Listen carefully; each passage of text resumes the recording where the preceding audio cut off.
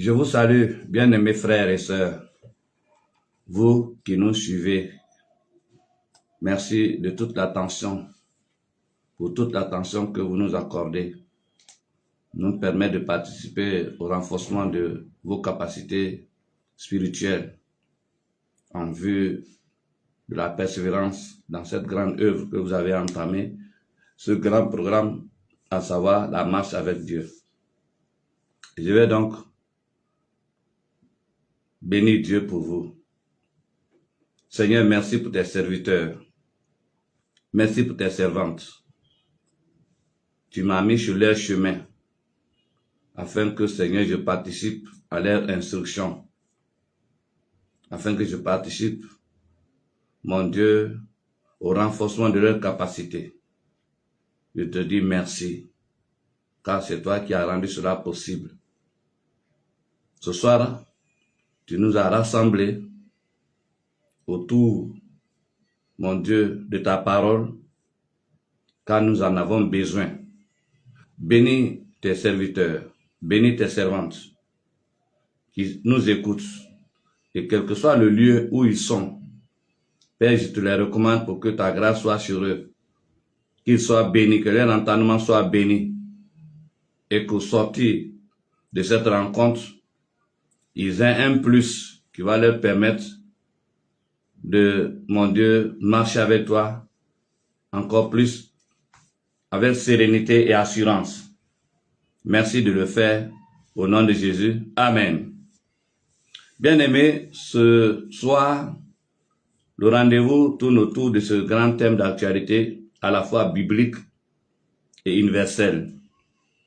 Les acteurs du salut par la foi en Jésus-Christ. Nous n'avons bien voulu le préciser comme ça. Il ne s'agit pas de n'importe quel salut. Il s'agit du salut acquis par la foi en Jésus-Christ. Et nous disons donc que le salut, l'un des grands besoins, le plus grand besoin que Dieu éprouve pour l'homme qu'il a créé, à son image et à sa ressemblance, c'est bel et bien le salut de son âme, le salut de l'âme. Le salut de l'âme préoccupe Dieu plus que toute autre chose. C'est la priorité qui est intervenue au lendemain de la chute d'Adam. Au lendemain de la chute d'Adam.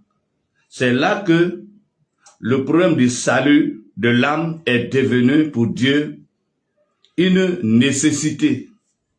C'est pourquoi dans le livre de Matthieu, vous voyez, au chapitre 16, au verset 26, le Seigneur a dit,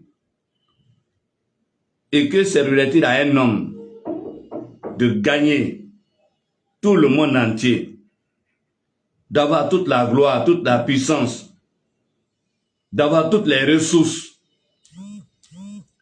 et s'il perdait son âme à la suite de tout ça, après tout ça. Ou bien il a dit, mais avec combien de francs, combien de richesses, on peut évaluer le prix de l'âme. Donc le problème de l'âme est un besoin. Le salut de l'âme est un besoin pour Dieu. Et c'est à cause de ça qu'il a donné Jésus-Christ pour régler les problèmes du salut de l'âme. C'est quand nous parlons des acteurs du salut par la foi en Jésus-Christ. Alors, il est donc important que nous comprenions, parce que on constate dans les milieux évangéliques tellement de polémiques, tellement de confusion, à tel enseigne que certains disent que si on récite la formule « Je crois en Dieu », je crois que Jésus est le Fils de Dieu, alors il n'y a plus rien, il n'y a plus de responsabilité. C'est fini. Jésus a tout accompli à la croix de Golgotha. Réjouissons-nous, mangeons, dansons, et puis il n'y a plus de responsabilité.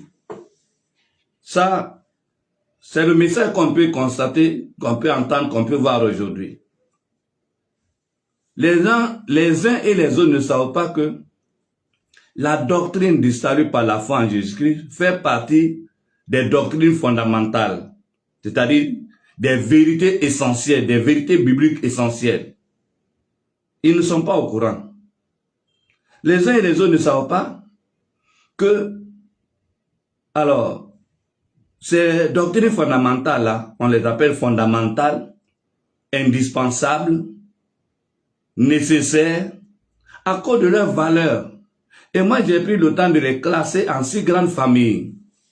La première famille, c'est la doctrine qui se charge de l'étude, ouais, de la divinité, c'est-à-dire l'étude de la parole de Dieu. On appelle l'herméneutique, l'étude de Dieu, hein, qui a engendré le mot scientifique théos, théologie, l'étude de Jésus, la christologie, l'étude du Saint-Esprit, la pneumatologie.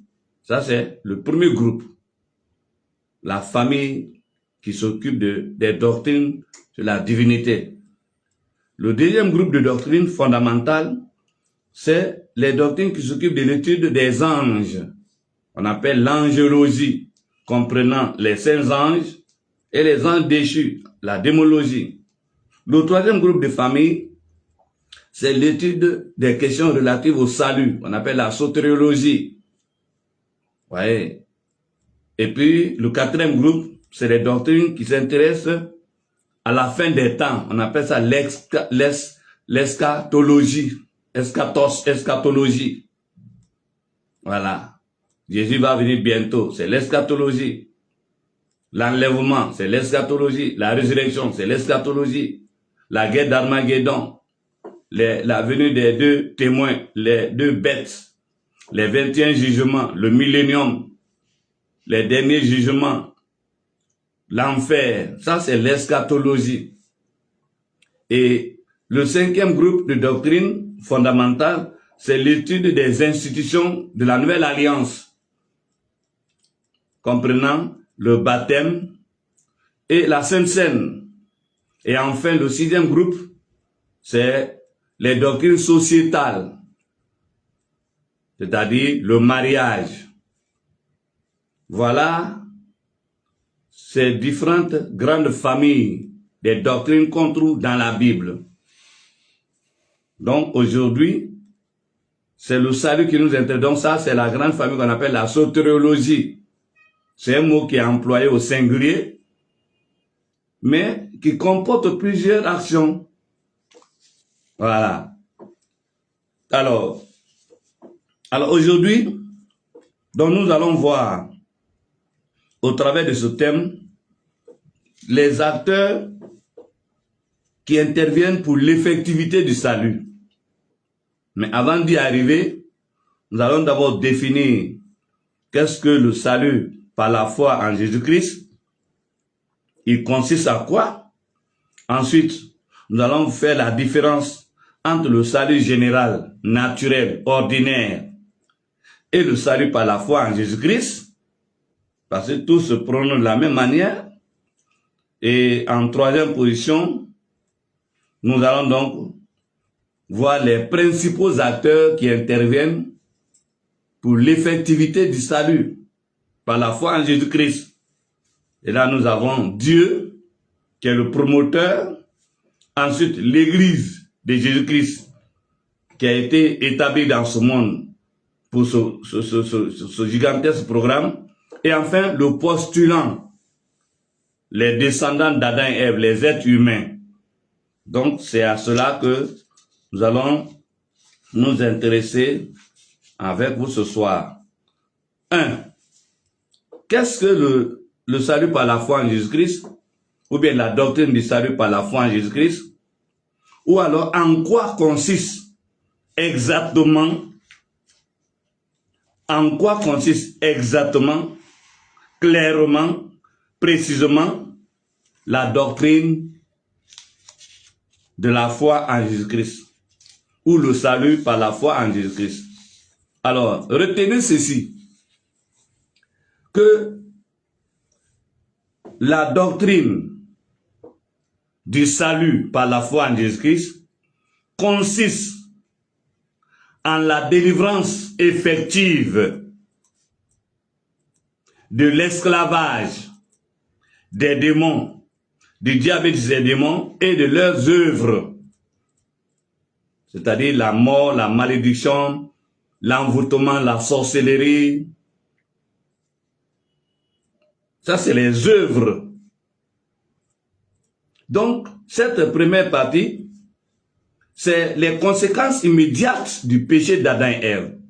Donc, nous reprenons pour dire que la foi en Jésus-Christ consiste en la délivrance effective des conséquences du péché, des conséquences immédiates du péché d'Adam et Ève, c'est-à-dire l'esclavage du diable et de ses démons avec leurs œuvres, d'une part, et d'autre part, la délivrance de la condamnation éternelle qui est la dernière conséquence du péché d'Adam et Ève sur sa progéniture, sur sa postérité, c'est-à-dire sur les êtres humains.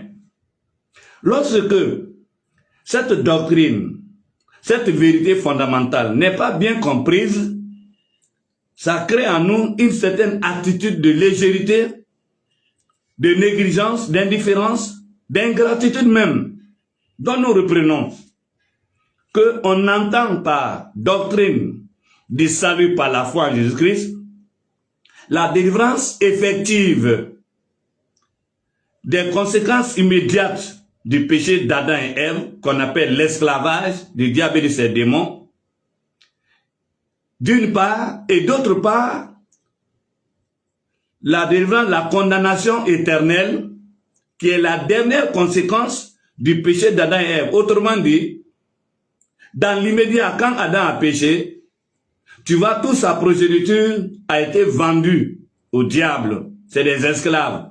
Donc, depuis lors, c'est-à-dire l'ensemble de notre de l'histoire de l'humanité, jusqu'à aujourd'hui, tous ceux qui naissent d'Adam et Ève, ils sont des esclaves. Ils sont des esclaves. Ils ont la marque du diable. Genèse chapitre 2. Verset 17, 16 à 17 qui dit « Tu ne mangeras pas de l'arbre de la connaissance du bien et du mal, car le jour où tu mangeras, tu mourras. » Et le chapitre 3 nous informe qu'Adam a effectivement mangé. Et partant de là, il a été expulsé du jardin. C'est là l'origine lointaine de la possession démoniaque. C'est là l'origine lointaine de tout le malheur que l'homme connaît aujourd'hui, jusqu'à la mort du cimetière. Mais avant que la mort du cimetière n'arrive, d'abord il y a la mort de son âme est morte. C'est pourquoi il est devenu comme une habitation du diable, des démons. C'est pourquoi vous trouverez en l'homme des centaines de milliers de démons. 1000, 2000, 3000, 4000 démons. 5000 démons. Il y en a qui ont des légions de démons. Il y a eu un seul homme, né d'Adam, qui est vécu sur la terre, qui n'a pas été possédé par le diable, c'est Jésus seulement. Sinon tout le reste, même les enfants d'Abraham, ils ont été rachetés par Abraham, par le choix d'Abraham. Donc il est important de comprendre.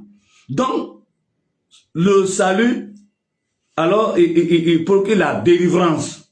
Mais c'est une délivrance plurielle. C'est-à-dire esprit, âme et corps. Passé, présent et à venir. Donc moi j'appelle ça une délivrance plurielle. Et puis c'est une délivrance multidimensionnelle, multiforme, multidimensionnelle. C'est-à-dire qu'elle prend en charge tous les aspects de la vie de l'homme. De l'intérieur à l'extérieur. C'est-à-dire de partir de son âme à l'esprit, au corps, au reste de son existence. C'est ce que nous appelons la foi, le salut par la foi en Jésus-Christ. Lorsqu'il n'est pas pluriel, lorsqu'il n'est pas multidimensionnel, mais multiforme, il ne prend pas l'homme en compte, passé, présent, avenir, esprit, âme et corps, ça c'est pas la délivrance effective. C'est pourquoi nous précisons, et c'est pourquoi Jean, le chapitre 8, le verset 36 nous dit, si donc le Fils de Dieu, Jésus-Christ, vous affranchit, vous êtes réellement libre. Réellement, là, ça veut dire quoi? Esprit, âme et corps, passé, présent et à venir. C'est une prise en charge. Dès que vous commencez, c'est une prise en charge effective, définitive de votre vie au-delà de la terre jusqu'au ciel. Donc, c'est ce que nous appelons la délivrance, le salut par la foi en Jésus. Ça n'a rien, ce mot délivrance n'a rien à voir avec ce que nous vivons aujourd'hui, ce que nous connaissons aujourd'hui. C'est-à-dire avec l'usage des huiles, du nom de Jésus. Ça, c'est l'exorcisme. Ça, c'est l'exorcisme. Mais quand c'est deux problèmes de l'homme, c'est-à-dire les conséquences immédiates du péché d'Adam, quand ça n'a pas été pris en compte, mais l'homme est toujours en danger. Quand le présent a été partiellement réglé, mais l'avenir, il est en danger, car au soir de sa mort, il va aller en enfer. Donc c'est les deux. Si le présent a été réglé, que ça n'a pas pris en compte l'avenir, ça, c'est ça qu'on appelle le salut naturel. Vous voyez? Le salut naturel s'occupe de l'homme dans ses dimensions présentes. Il ne prend pas en compte le passé, il ne règle pas l'avenir, il s'occupe du corps, les problèmes de l'âme ne sont pas réglés, donc il y en a qui sont bien heureux matériellement, mais ils sont coupables. Il y en a qui ont tout le plaisir, mais ils sont coupables. Donc, c'est ça qui fait, au point de notre intervention, vous voyez, la différence fondamentale. Donc, il existe une différence fondamentale entre le salut général, le salut naturel, le salut universel, le salut par les œuvres et le salut par la foi en Jésus-Christ. Le salut naturel, c'est basé sur les efforts de l'homme. C'est basé sur ses propres efforts. Il peut solliciter Dieu comme le diable. La preuve, moi, j'ai eu mon bac. J'étais majeur à l'université. Ça, j'étais un grand fumeur. C'est le tabac qui m'a propulsé à ce niveau d'intelligence. Donc, vous voyez, ça, c'est le salut général. Il y en a qui ont fait le tour du monde, ils sont allés à Paris, ils ont épousé des femmes blanches, ils ont épousé les femmes arabes, les femmes américaines, les femmes russes, etc., les femmes japonaises, chinoises.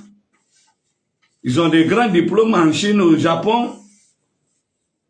Ils sont directeurs généraux, ils ont des grands diplômes. Ça, c'est le salut naturel. Son fondement biblique, c'est Genèse 1, 28. Soyez féconds, multipliez, remplissez la terre, assujettissez la terre, dominez. Donc l'homme peut dominer la terre, les eaux, les arbres, les animaux et même les hommes.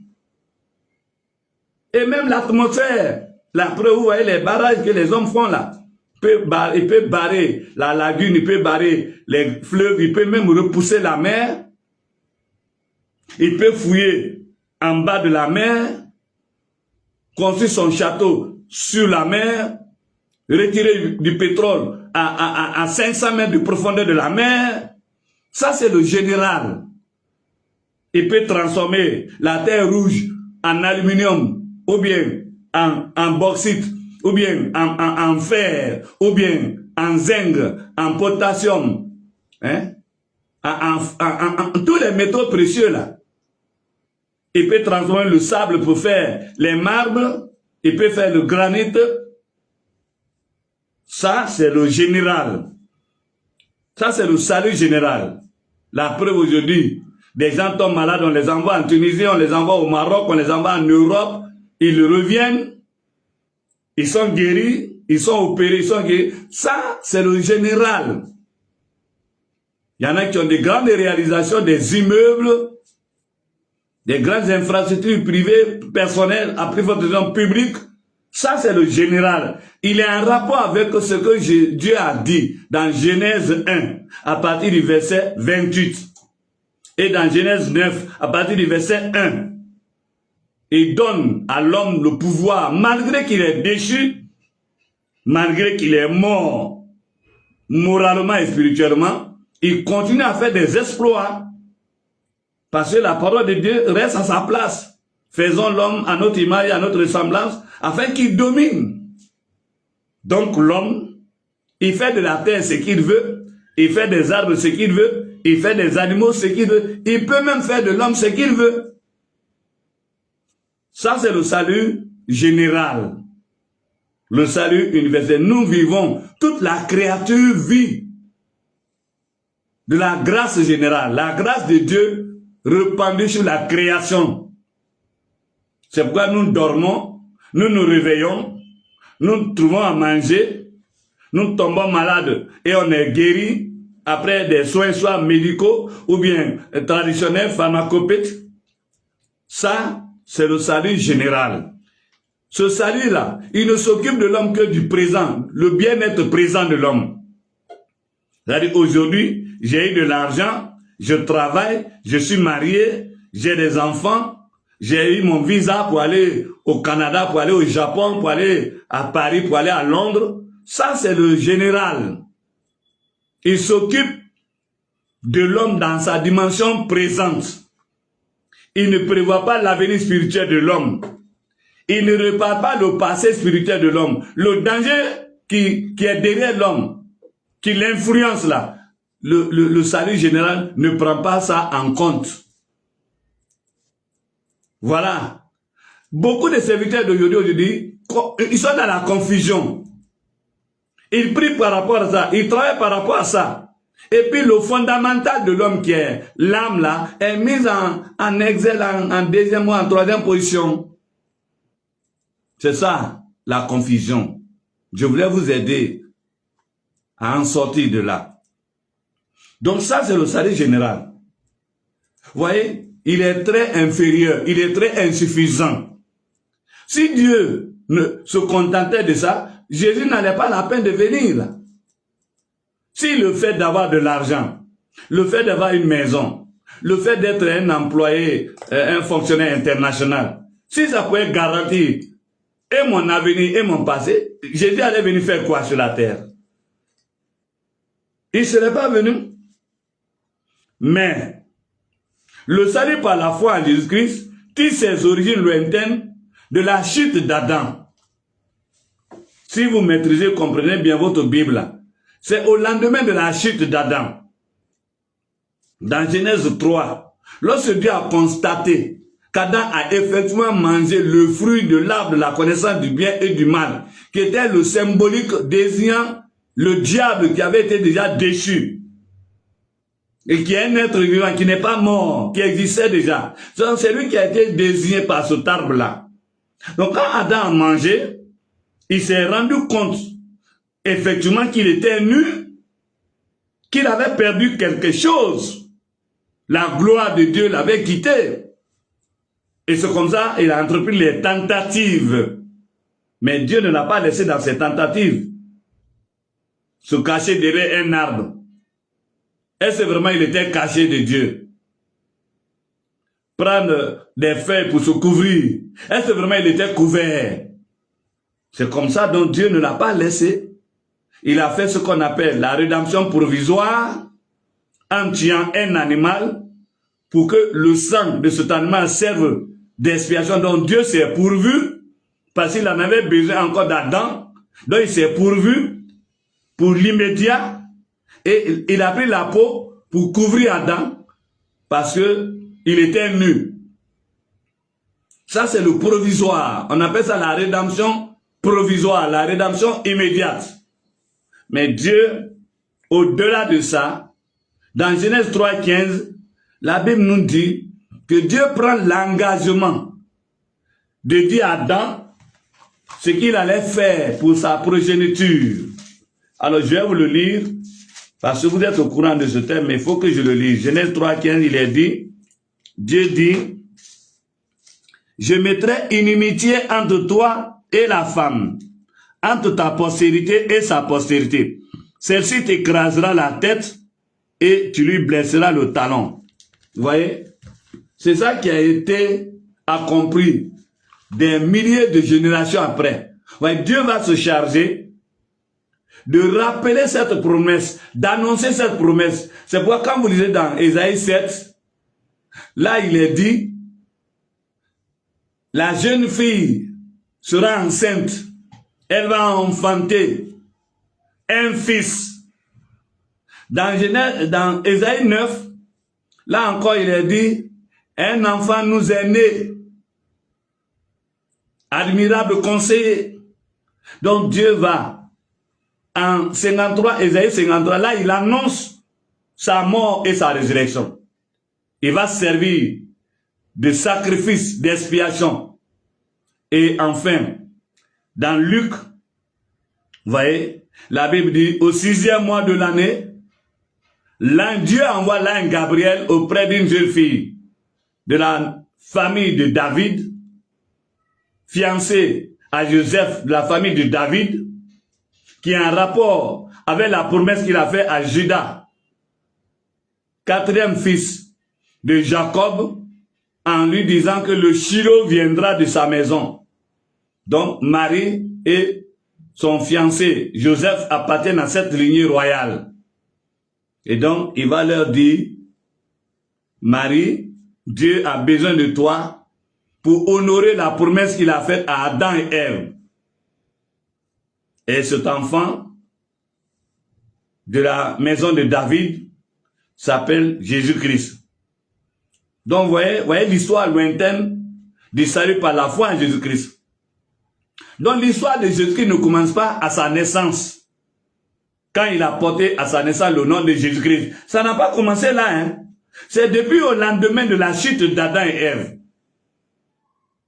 Donc, si vous prenez l'histoire du salut à partir de la naissance de Jésus-Christ, c'est pourquoi effectivement il y a les polémiques là. C'est pourquoi certains théologiens d'autres confessions religieuses, ils pensent que Jésus est un simple homme, un prophète, un annonciateur de bonnes nouvelles, ou bien un faiseur de miracles. C'est un peu ça. Et ça, c'est la faute des évangéliques. C'est à cause de nous aujourd'hui que Jésus est méprisé. Parce qu'on ne connaît pas l'histoire, on ne s'intéresse pas à l'histoire. On n'est même pas informé du programme de Dieu. Donc, bien aimés frères et sœurs, c'est avec un cœur rempli de compassion pour toi que je m'adresse à toi. Donc, le salut par la foi en Jésus, il est supérieur parce qu'il consiste en la prise en charge de l'homme dans toutes ses dimensions, esprit, âme et corps, passé, présent et à venir. Donc, Jésus n'est pas un prophète comme certains le pensent. Et puis on fait classification, on dit il est l'avant-dernier prophète.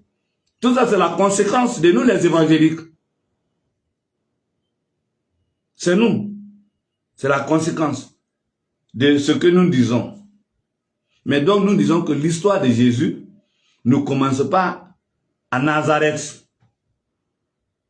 Mais c'est l'accomplissement. Nazareth est comme l'accomplissement de la promesse. La mort qu'il a subie à la croix, c'est l'accomplissement de la promesse.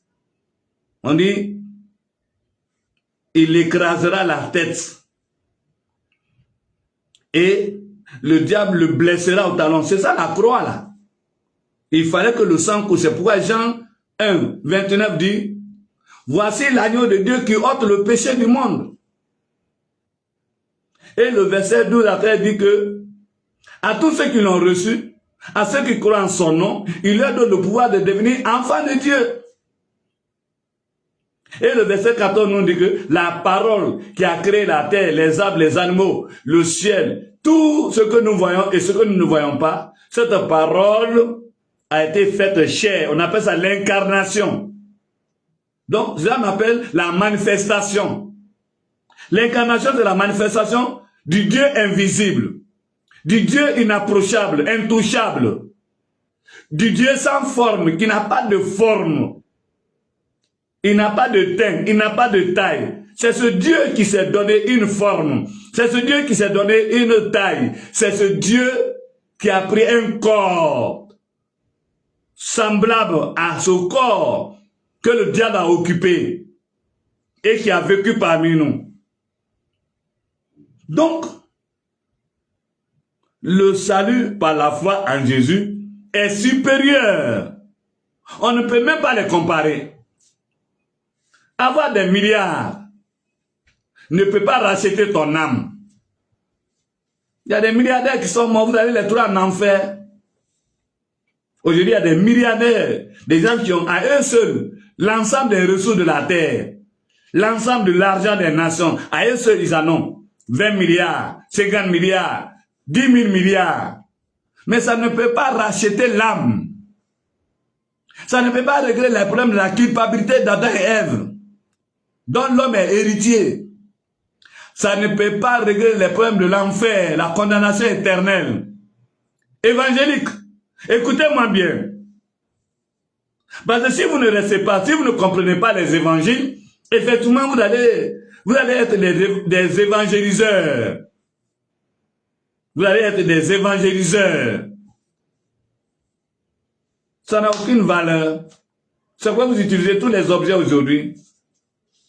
On ne connaît pas l'évangile, on ne peut pas utiliser l'évangile, on ne peut pas évangéliser. Parce que l'évangile se transmet par l'évangile. Donc, nous disons comme ça que, donc, il y a une différence, un grand fossé entre le naturel, le salut général, et le salut par la foi en Jésus-Christ. 3. Quels sont alors les principaux acteurs qui interviennent dans la réalisation? On dit acteur. J'ai toujours bien choisi mes mots. Un acteur participant, c'est quelqu'un qui est engagé.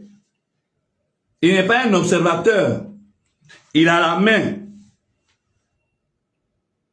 Pour le salut, compte tenu de la valeur qu'occupe l'âme de l'homme aux yeux de Dieu,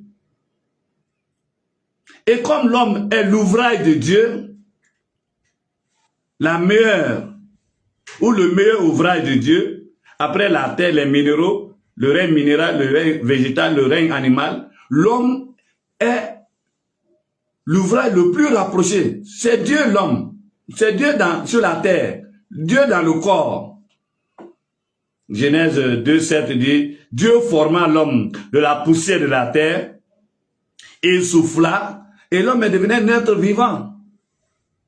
Donc Dieu est le premier acteur, principal, fondamental, essentiel. Dieu veut que l'homme soit sauvé parce que l'homme est à son image et à sa ressemblance. L'homme ne ressemble pas à un animal, tant bien que certains ont consacré toute leur vie à chercher les preuves pour dire que l'homme sort de l'animal, sort du singe, que c'est une créature comme ça. Non, l'homme est né par Dieu et pour Dieu et avec Dieu. C'est pourquoi sans Dieu, l'homme devient comme un animal sauvage. Tous ceux qui ne connaissent pas Dieu, ils vivent comme les animaux. C'est des animaux sauvages, c'est des humains sauvages. Quelqu'un qui est possédé, c'est comme un animal. Il ne sait pas qu'il est en danger. Il ne sait pas qu'il court vers une catastrophe. Donc Dieu est le premier acteur. C'est pourquoi la Bible nous dit quoi? Dieu a tant aimé le monde qu'il a donné son Fils unique, Jésus-Christ, afin que quiconque croit en lui ne périsse point. Donc si tu ne crois pas, tu périras. Parce qu'il y a danger derrière toi. Tu fais partie des descendants d'Adam et Ève. Donc tous les descendants d'Adam et Ève, qu'on appelle aujourd'hui les êtres humains, sans distinction, sans discrimination, ils sont en danger, mais ils ne sont pas au courant. Et ceux qui doivent les mettre au courant, eux-mêmes sont dans la confusion. Ces empereurs que vous voyez, on fait 3 mois de funérailles pour eux. Mais ils sont en danger, ils ont vécu en danger, ils meurent en danger Actuellement, ils sont dans le tourment. Donc Dieu est le premier acteur. Il veut sauver l'homme parce que l'homme lui ressemble. L'homme sort de lui. C'est pourquoi il veut sauver l'homme. Et quand on dit l'homme là, c'est l'âme. C'est pas la peau. C'est pas la forme. C'est l'âme, c'est ce qui est dedans. Le moteur qui est en l'homme là est divin. Ça vient de Dieu. Donc c'est le premier acteur. Dieu est le premier acteur. Retenez ça bien. Voilà. Donc, dans Jean 1, 14, on a déjà dit ça. Mais la parole a été faite chair. Elle a habité parmi nous, pleine de grâce, de compassion et d'amour. Voyez. Hein? Jean 1, 12 à 13. À tous ceux qui l'ont reçu, la parole leur donne le pouvoir de devenir enfants de Dieu. Donc, ils changent de statut. Donc, ça, c'est le premier acteur. Dieu, il veut l'homme, il aime l'homme. C'est pourquoi il a donné le meilleur. Il aurait pu choisir les animaux, les oiseaux, l'argent, le diamant, l'or. Mais il a donné son fils unique. Le meilleur des meilleurs. C'est à cause de l'amour. Mais c'est à cause de la valeur de l'homme. C'est qui en l'homme qui lui donne la valeur? C'est son âme là. C'est son âme. Ouais. Deuxième acteur, c'est l'église de Jésus-Christ. L'église de Jésus-Christ est le deuxième acteur. C'est pourquoi il a été ordonné à l'église d'aller dans Marc 16, à partir du verset 15. Il a dit quoi? Allez par tout le monde, prêchez la bonne nouvelle, celui qui croira. Puis il leur dit, après avoir marché avec eux, donné d'autres formations, les dernières instructions, c'est la mission. Puis il leur dit, allez par tout le monde et prêchez la bonne nouvelle à toute la création. Et cette création, c'est les humains. C'est pas les minéraux, c'est pas les végétaux, c'est pas les animaux. C'est les descendants d'Adam. Il dit, celui qui croira, première responsabilité, c'est quoi dire que la foi vient de ce qu'on entend là. Il faut d'abord entendre. Et puis tu as la responsabilité de croire. Donc, première responsabilité, celui qui croira. Deuxième responsabilité, il doit être baptisé. C'est-à-dire, il doit mourir. Il doit mourir en Adam. La mort, pas morphologique, mais la mort morale et spirituelle. Il doit renoncer, il doit regretter ce qu'il a fait par Adam, c'est-à-dire le péché. C'est ça le baptême. Et puis, ensuite, sera sauvé. Donc voilà les deux grandes responsabilités du postulant, des descendants d'Adam et Ève. Ouais. Mais celui qui ne croit pas sera condamné. Il va aller en enfer. Quoique Dieu va lui permettre de vivre 100 ans sur la terre, d'amasser beaucoup de richesses et d'assumer toutes sortes de responsabilités humaines. Mais il va aller en enfer. Parce que son titre de roi, d'empereur, son titre de directeur général n'est pas un élément qui va l'épargner de l'enfer. Non, c'est son statut d'enfant de Dieu. Et Matthieu 28 aussi nous dit les mêmes choses. Matthieu 28 dit, puis, il a dit, Matthieu 28, à partir du verset 19, encore, il est écrit, Matthieu 19, allez, faites de toutes les nations les disciples. Là encore, ce n'est pas une affaire de collectivité, c'est une affaire des individus. Ce n'est pas la nation, ce n'est pas la république, mais c'est l'individu dans la république. Voilà. Il y a certains empereurs qui ont décrété leur empire comme devenus chrétiens, mais ils ne sont jamais devenus chrétiens. Constantin a fait le décret. Ils ne sont jamais devenus chrétiens. L'Angleterre aussi, ils ont fait le décret. Ils sont jamais devenus... Donc, il y a des présidents aujourd'hui, je ne sais pas si c'est la séduction ou quoi, ils décrètent. À partir d'aujourd'hui, je décrète que la République de Gondwana est une république chrétienne. Ça ne veut rien dire. Gondwana ne sera jamais 100% chrétien. C'est les individus habitant la République du Gondwana. C'est eux qui sont concernés. Y compris toi-même, le monsieur le président. Si tu crois que ta femme ne croit pas là, elle va aller en enfer. Donc il a dit quoi? Allez faire de toutes les nations les disciples, les baptisants au nom du Père, du Fils et du Saint-Esprit. Les baptisants, c'est-à-dire les enterrants. Il faut les enterrer. Ils doivent changer de statut.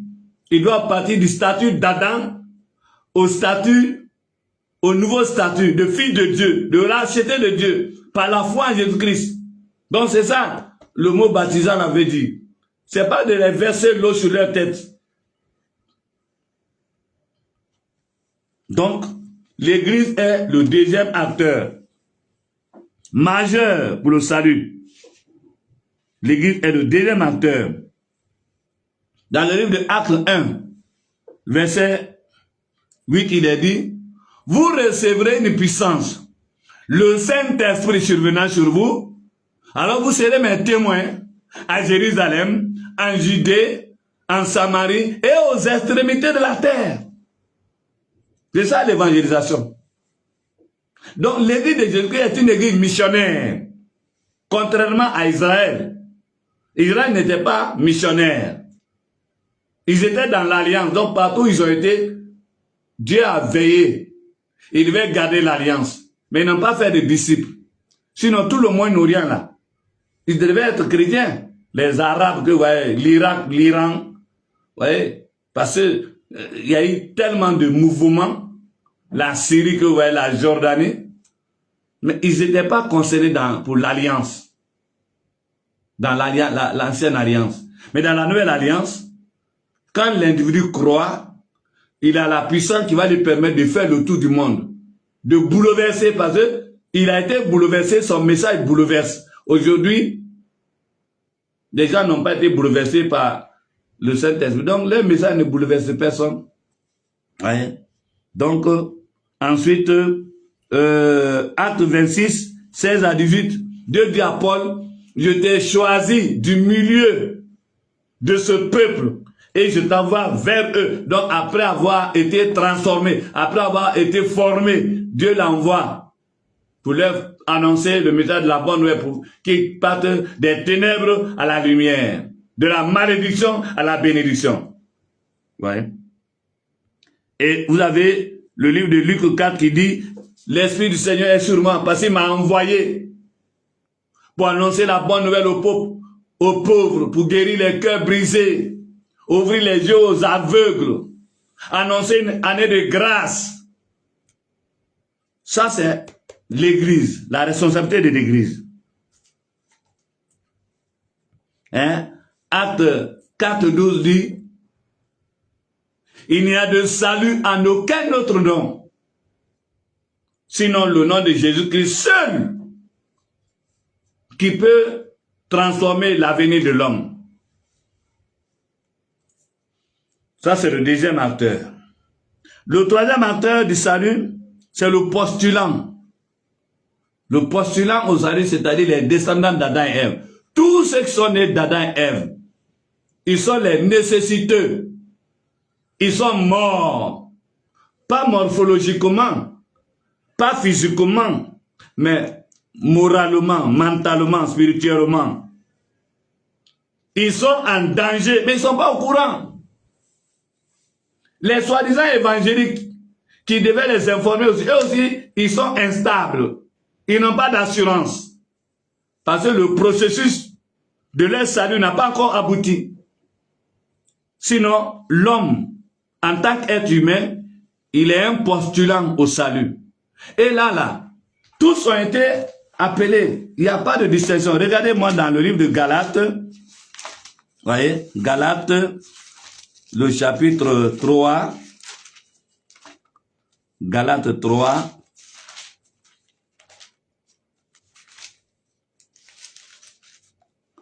Voilà, à partir du verset 26. Car vous êtes tous filles de Dieu par la foi en Jésus-Christ. Vous tous qui avez été baptisés en Christ, vous avez revêtu Christ. Il n'y a plus ni juif, ni grec, il n'y a plus ni esclave, ni libre, ni riche, ni pauvre. Il n'y a plus ni homme, ni femme. Car tous, vous êtes un en Jésus-Christ. Donc, le salut par la foi en Jésus-Christ est pour tous les descendants d'Adam et Ève, sans discrimination raciale, tribale, sociale. Il n'y a pas de discrimination. Donc l'homme, descendant d'Adam et Ève, est un postulant. C'est un postulant. Malheureusement, comme les évangéliques, ils ne sont pas précis, ceux qui viennent à l'église se comportent comme ceux qui ne viennent pas à l'église. Or, c'est ceux qui viennent à l'église qui devaient être plus informés afin qu'ils soient à la hauteur de leurs responsabilités. Parce que quand on est postulant à quelque chose, on se prépare pour mériter la chose. Mais les gens viennent à l'église, ils ne savent pas qu'ils sont des postulants. Ils se promènent comme ça. C'est des aventuriers, c'est des touristes. C'est malheureux. C'est malheureux, c'est regrettable. Donc l'homme, descendant d'Adam et Ève, est un postulant. Ouais. Il a une nécessité permanente. C'est pourquoi Romains 10 dit ceci. Romains 10. À partir du verset 13. Il est écrit: car quiconque invoquera le nom du Seigneur sera sauvé. C'est au futur. C'est la vraie prophétie, ça. Verset 14. Comment donc invoqueront-ils celui en qui ils n'ont pas cru? Et comment croiront-ils en celui dont ils n'ont pas entendu parler? Et comment entendront-ils parler s'il n'y a personne qui prêche? Et comment y aura-t-il des prédicateurs s'ils ne sont pas envoyés, selon qu'il est écrit, qui sont beaux, les pieds de ceux qui annoncent la paix, de ceux qui annoncent la bonne nouvelle? Mais tous n'ont pas obéi à la bonne nouvelle. Aussi, Ésaïe dit-il: Seigneur, qui a cru à notre prédication? Le verset 17. Ainsi la foi vient de ce qu'on entend, et ce qu'on entend vient de la parole de Dieu. Donc l'homme, descendant d'Adam, est un postulant. Les Chinois sont des postulants. Les Asiatiques, les Européens sont des postulants. Les Américains sont des postulants. Les Australiens, les Africains. Là, ce n'est pas une affaire de religion. La religion ne peut pas transformer l'avenir de l'homme. La religion est un masque qui maintient l'homme dans la prison. Il est comme une tortue. La tortue ne sait pas qu'elle est en danger, qu'elle est en prison. C'est pourquoi elle est heureuse dans la boue, elle est heureuse dans l'eau, elle est heureuse dans le sable, elle est heureuse dans la forêt. Mais la tortue ne sait pas que le jour qu'elle sera dans le feu, elle et sa carapace de sécurité là, les deux seront calcinés, consumés. C'est ce qu'on appelle le jugement, les derniers jugements, l'enfer. Mais les descendants d'Adam ne sont pas au courant de ça. Ceux qui devaient les informer, eux-mêmes là, ils sont négligents, ils sont légers. Ils sont dans la confusion. Voilà ce qui m'a motivé à traiter ce sujet. Vous voyez, ce sujet, je l'ai consigné dans un petit manuel. Tous mes livres là, chacun des manuels est un manuel de formation. Ce manuel là, il a 39 pages seulement. Vous connaissez son prix? C'est 3000 francs. Dans les librairies chrétiennes. 39 pages. Mais ce qu'il contient là, les docteurs en théologie ne peuvent pas vous expliquer ça. Je suis prêt. Les prophètes ne peuvent pas vous expliquer ça. Les apôtres, ils ne peuvent pas mettre ça en pièce détachée. Parce qu'ils n'ont pas reçu la révélation de la connaissance de la parole de Dieu. Quand vous connaissez quelque chose, vous pouvez mettre en pièces détachées, démonter, remonter, démonter, remonter. Donc vous êtes en mesure de former directement. C'est comme ça mes manuels, c'est des manuels de formation. Tu as fini de lire, tu as les réponses aux questions que tu devais me poser. Donc ça devient ta propriété, tu t'appropries de ça, il ne te reste seulement qu'à l'appliquer. Bien-aimés frères et sœurs, je voulais donc terminer par vous lire le témoignage de l'apôtre Paul dans le livre de 1 Timothée. Dans le livre de 1 Timothée, à partir du verset 1 Timothée 13, Paul dit, « Je rends grâce à celui qui m'a formé, qui m'a fortifié, à Jésus-Christ notre Seigneur, de ce qu'il m'a jugé fidèle, en m'établissant dans le ministère, moi qui étais auparavant un blasphémateur, un persécuteur, un homme violent, hein? Comme moi aussi, j'étais violent, malhonnête, délinquant, drogueur, pervers. Je l'étais aussi, comme Paul. Et à chaque fois que j'aurai l'occasion, je l'annoncerai, je le déclarerai. Papa de 8 femmes, mon grand-père maternel, il en avait 12 femmes. Donc, ce que Paul dit là, moi aussi j'étais comme ça. Très pervers. Fait des avortements. Donc, il dit, moi qui étais auparavant un blasphémateur, un idolâtre, un persécuteur, un homme violent, un orgueilleux, mais j'ai obtenu miséricorde parce que j'agissais par ignorance dans l'incrédulité. Je l'étais aussi. Verset 14. Et la grâce de notre Seigneur a surabondé avec la foi et la charité qui est en Jésus-Christ. Je le sais aussi. C'est une parole certaine et entièrement digne d'être reçue que Jésus-Christ est venu dans ce monde pour sauver les pécheurs, dont je suis le premier. Je vais parler de ces pervers que Jésus a transformés, de ces idolâtres, de ces malheureux. Je faisais partie. Mais j'ai obtenu miséricorde. C'est ça la grâce.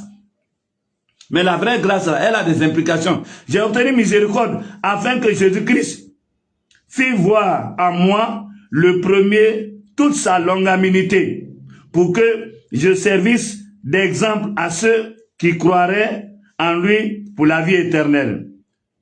Au roi des siècles, immortel, invisible, seul Dieu, soit honneur et gloire au siècle des siècles. Amen. Voilà. Donc, j'en ai fini pour aujourd'hui. La suite, le jeudi prochain, je vais vous entretenir sur les œuvres et dimensions du salut. C'est-à-dire, aujourd'hui, c'est les acteurs. Dans cette conférence, on verra de ce qui est fait concrètement pour qu'on dise qu'il est sauvé. Alors, d'ici là, je vais prier le Seigneur pour vous. Seigneur, merci. Merci à toi, mon Rédempteur, pour cette possibilité que tu nous donnes de participer à l'instruction du corps de Christ qui est dans le besoin. Merci de permettre que les uns et les autres puissent renforcer, améliorer la qualité de leur compréhension pour encore une marche plus consciencieuse, plus déterminante, plus engageante, plus consciente. Bénis tes serviteurs qui ont suivi attentivement cette conférence et merci de répondre à tous leurs soucis et de leur pardonner leur ignorance et de permettre que le Seigneur puisse te servir avec efficacité. Sois béni, Père, pour avoir pourvu autant que l'honneur et la gloire te reviennent parce que nous sommes plus vainqueurs au nom de Jésus-Christ. Amen. Merci, merci.